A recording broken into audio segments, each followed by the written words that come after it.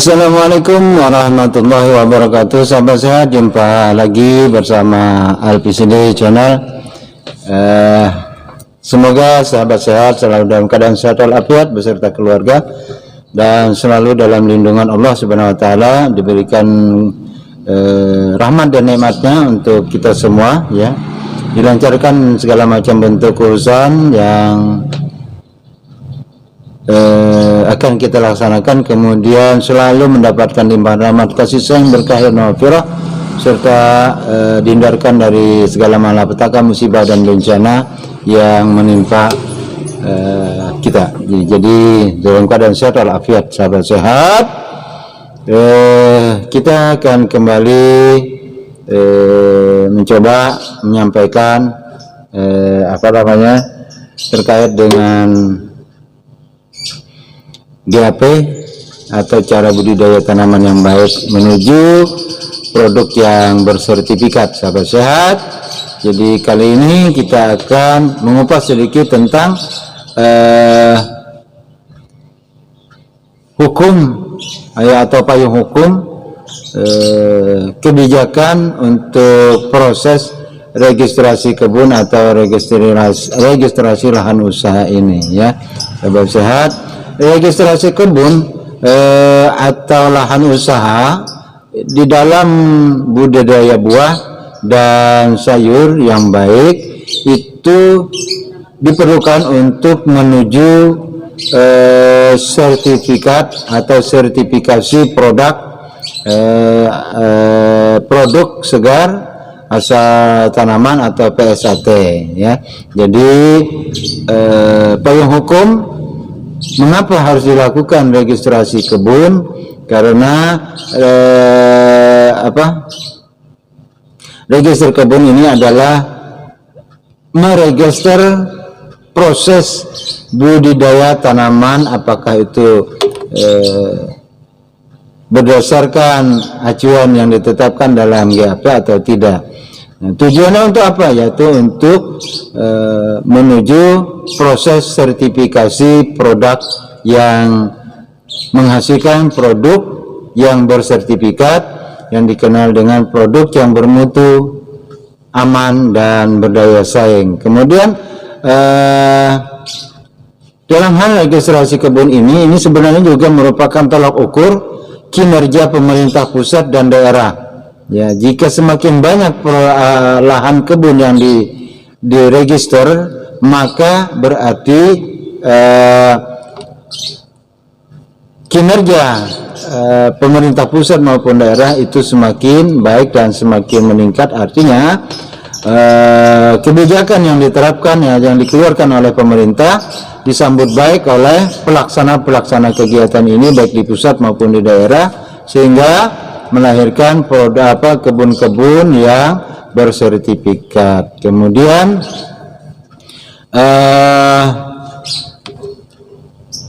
payung hukum ini juga sebenarnya merupakan penjabaran dari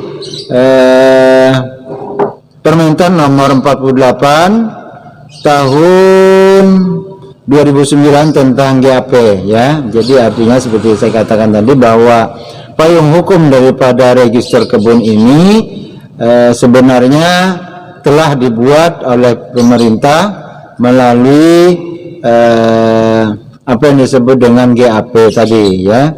Artinya cara budidaya yang tanaman yang baik, tepat dan benar, sehingga nantinya diharapkan menghasilkan produk yang aman, bermutu dan berdaya saing, yang implikasinya adalah meningkatkan pendapatan para pelaku usaha itu sendiri.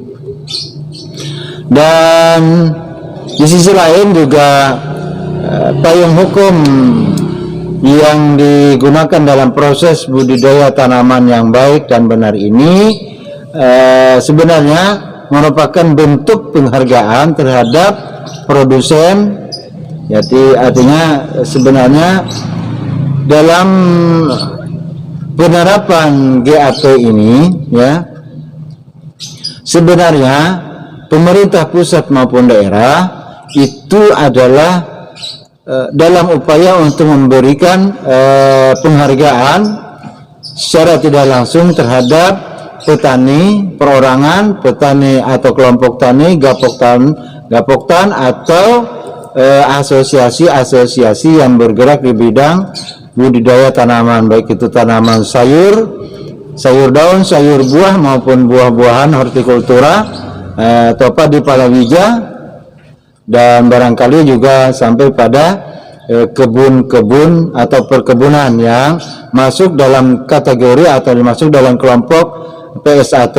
Komoditi perkebunan itu ada 4 berdasarkan acuan yang telah diterbitkan oleh pemerintah, bahwa pengawasan PSAT atau produk segar asal tanaman untuk wilayah kerja perkebunan itu ada 4 komoditi yang masuk dalam pengawasan pangan segar asal tanaman, yaitu yang pertama kopi, kemudian lada, yang ketiga itu kakao, dan yang keempat itu pala. Jadi 4 komoditi ini, komoditi perkebunan, masuk dalam ranah PSAT yang dilakukan oleh teman-teman yang ada di karantina maupun di otoritas kompeten keamanan pangan daerah. Jadi bukan hanya sekedar tanaman pangan, padi, palawija, tetapi juga produk perkebunan yang 4 saya sebutkan tadi itu harus masuk dalam pengawasan produk segar asal tanaman. Jadi penghargaan terhadap produsen atau pelaku yang melakukan proses budidaya di bidang pertanian dan perkebunan dalam bentuk penerapan GAP, artinya penghargaan yang diberikan oleh pemerintah melalui sertifikat kebun itu adalah sebenarnya penghargaan terhadap para pelaku usaha yang telah menerapkan GAP secara tepat dan benar sesuai dengan kriteria-kriteria yang diharapkan oleh GAP, yaitu ada unsur harus atau disebut dengan unsur anjuran, sangat dianjurkan, dan unsur-unsur wajib yang harus dilaksanakan oleh para pelaku usaha. Kemudian juga sertifikat itu sebenarnya diberikan untuk memberikan penghargaan terhadap pelaku usaha yang telah menerapkan standar operasional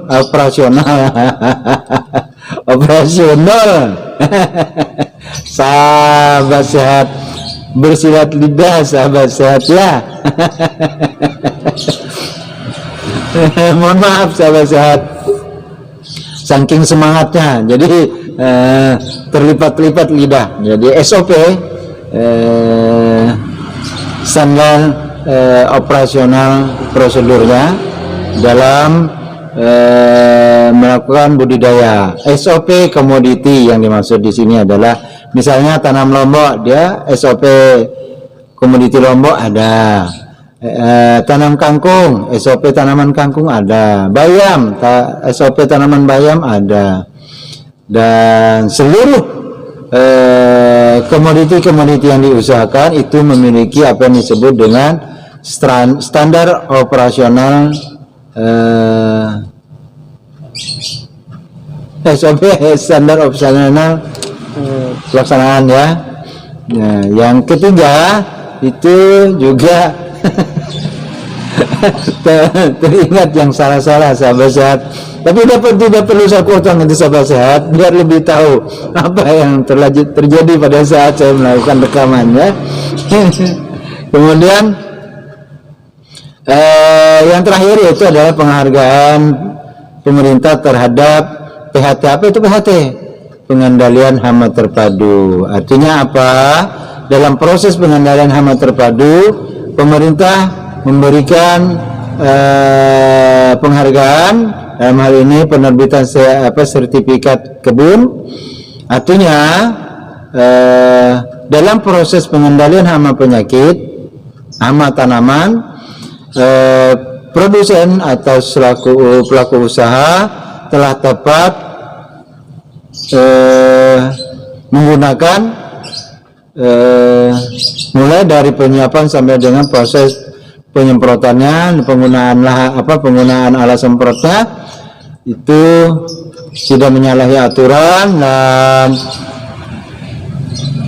tidak berdampak pada hal-hal yang negatif terhadap kesalahan-kesalahan atau kecelakaan kerja dalam proses penggunaan ini. Jadi dalam proses pengendalian hama penyakit harus diperhatikan, tidak boleh sembarangan, apalagi kalau seandainya harus menggunakan obat-obat kimia, yaitu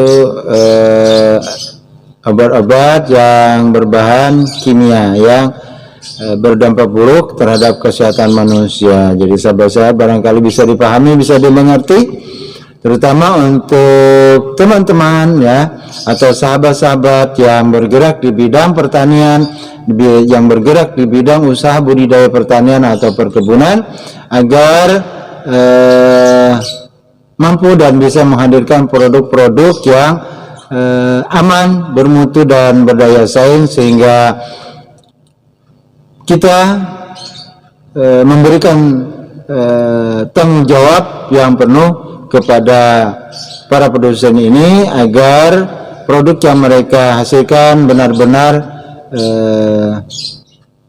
memberi manfaat yang besar terhadap konsumen, serta menjauhkan konsumen dari bahaya cemaran-cemaran residu yang terbawa pada pangan yang mereka hasilkan. Barangkali sahabat sehat ini yang dapat dipahami, dapat dimengerti, semoga dapat dimanfaatkan, dapat diterapkan dalam kehidupan sehari-hari dalam proses budidaya. Billahi taufiq wal hidayah. Assalamualaikum warahmatullahi wabarakatuh. Salam sehat, salam untuk keluarga.